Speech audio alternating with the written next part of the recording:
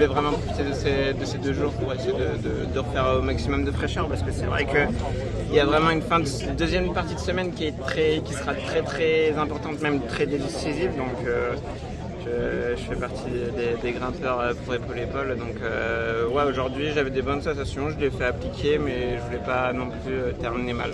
C'est à Paul de faire le boulot tout seul comme un grand aujourd'hui sur le chrono, et puis après les étapes collectives viendront ensuite. Ouais, c'est ça, là aujourd'hui pour le chrono je peux pas pédaler à sa place, donc ça le cœur de la semaine sera quand même réparti sur la deuxième partie.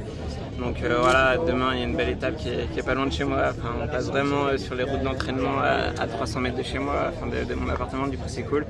Et ouais, par contre après la deuxième partie sera très dure. Sur la suite vous avez vraiment vendredi, samedi dans la tête, avec l'idée aussi d'être dans le contrôle avec d'autres sur ces 2 étapes un petit peu plus intermédiaires qui arrivent.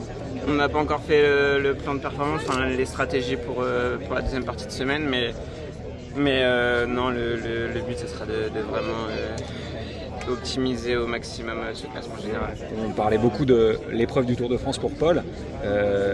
Le temps passant, là, comment tu le sens? Parce que voilà, ça y est, il est dans ce bouillonnement, il n'a pas changé. Non, c'est sûr, franchement, il a quand même mûri. Enfin, je pense que cette chute au Dauphiné, ça fait du mal, mais aussi il a beaucoup appris. Et là, ouais, c'est vrai que même on voit rien qu'en regardant hier avec la chute de Jonas, on apprend même des erreurs des autres. Enfin, c'est pas une erreur, c'est un fait de course qui est malheureux. Mais ça montre qu'il faut être vigilant tout le temps. Donc c'est aussi là la part de notre rôle en tant qu'équipier, mais pas qu'équipier grimpeur, c'est de l'équipe en globalité.